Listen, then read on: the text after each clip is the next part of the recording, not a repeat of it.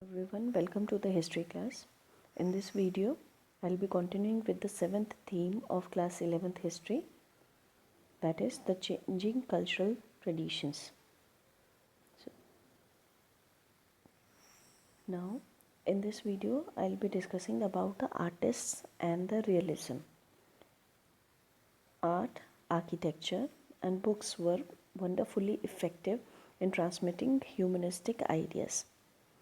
In the previous video, I have already discussed about the humanism.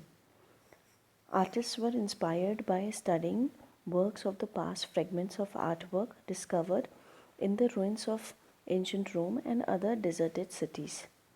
Their admiration for the figures of perfectly proportionate men and women sculpted so many centuries ago made Italian sculptors want to continue that tradition. In 1416, Donatello broke new grounds with his lifelike statues. Art is concerned to be accurate was held by the work of scientists. To study bone structures, artists went to the laboratories of medical schools. Andreas Vesalius, a Belgian, was the first to dissect the human body. This was the beginning of the modern physiology. Now, these were the changes that were occurring in different fields, and the artists of this time, they have combined the knowledge of human anatomy so that they can paint or they can make images lifelike or realistic.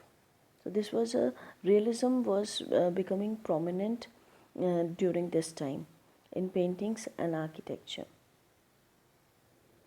See, in this image you can see this is a famous sketch of Dürer, an Italian artist. The praying hand brush by Dürer in 1508. This sketch was Dürer gives us a sense of Italian culture in the 16th century, when people were deeply religious but also had a sense of confidence in man's ability to achieve near perfection. You can see the detailing of the lines here. Now talking about the Renaissance painters. Painters did not have older works to use as models, but they, like sculptors, painted as realistic as possible. They found that a knowledge of geometry helped them understand perspective, and that by noting the changing qualities of light, their pictures acquire a three-dimensional quality. Students, when we are doing when you do the painting, in making realistic paintings, the lights and shadows, shadings, perspective, all these things helps in creating the realistic art. So this was the time period when the painters were giving importance to these things. The use of oil as a medium for painting also gave a greater richness of color to paintings than before. Thus, anatomy, geometry, physics, as well as a strong sense of what was beautiful gave a new quality to Italian art. The sense of understanding the beauty is called aesthetic art, right? So they have given due importance to aesthetic art, which was to be called realism and which continued until the 19th century. Now most of the painters during this time, they were painted realistic art forms. Here is an example, Leonardo da Vinci. This is a self-portrait made by Leonardo da Vinci, who had an amazing range of interest, from botany and anatomy to mathematics and art. As I already told you, the Renaissance artists were having multiple talents, and he is one of them. He painted the Mona Lisa and the Last Supper. One of his dreams was to be able to fly. He spent years of observing birds in flight and designed a flying machine. He signed his name as Leonardo da Vinci, disciple of experiments. So many experiments were done by Leonardo da Vinci. I'll show you the images. the painting of Mona Lisa. As you can see, this painting is admired by the art lovers for the mysterious smile, and the thing to be noted here that Mona Lisa is a painting of a woman without an eyebrow. So then the sketch of plane that he designed many centuries ago, before the actual aeroplanes came into existence. So this shows his visionary capabilities. Now Raphael, another important painter of this time, he was a great Renaissance artist who also painted the realistic figures, as you can see in the painting. So much importance is given to the human emotions, their postures, and the drapery. Drapery means the folds in the costumes, cloth. You can see this in this painting. Then Michelangelo. Michelangelo, immortalized by the ceiling he painted for the Pope in the Sistine Chapel, the sculpture called the Pieta, and his design of the dome of St. Peter's Church, all in Rome. You can see in the church he had painted the roofs, the walls, the windows, everything. And realistic figures are depicted here. Really, on the basis of the religious theme, he painted the entire church. This is the sculpture made by him, the Pieta. See the folds in the drapery,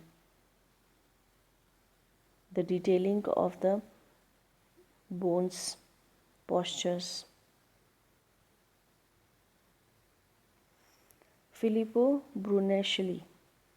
Filippo Brunelleschi, the artist who designed the spectacular Duomo of Florence, has started his career as a sculptor. This building is very famous building of Florence, designed by Filippo. Now, another change that took place during this century was the first printed books that was available just because the printing press was invented.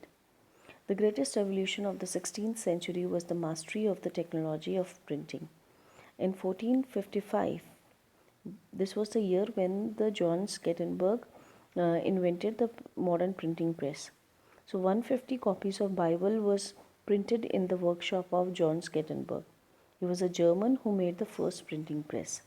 Ideas, opinions, and information moved widely and more rapidly than ever before.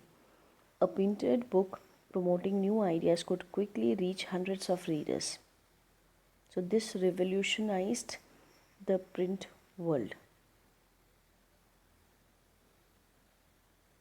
A new concept of human beings was developing during this time period. Humanism was a new concept of human being evolved during this time. It also implied that individuals were capable of shaping their own lives through means other than erected pursuit of power and money. This ideal was closely tied with the belief that human nature was many-sided and which went against the three separate orders that feudal society believed in. Earlier, as you have already studied in the chapter 3 orders, that the society was mostly dominated by the church and its teaching, and the rules and regulations that were governing the society of Europe at that time was highly influenced by the religious teachings. So now a new change was occurring, that the human feelings and human individuality has gained importance during this time. Now, I would like to tell you about the Niccolo Machiavelli. Now, Niccolo Machiavelli wrote about the human nature in the 15th chapter of his book, The Prince. This is a very famous writing work. He believed that all men are bad and ever ready to display their vicious nature, partly because of the fact that human desires are insatiable. The most powerful motive Machiavelli saw the incentives for every human action is self-interest. So, due to the printing, now the new ideas were gaining importance in the society, and these ideas were circulating at a very fast pace to the different corners of the world. So, Renaissance period was considered to be a golden period, bringing changes in many fields, especially art, literature, and architecture. I would conclude this Renaissance artist here. I hope you like this topic. Thank you for watching the video.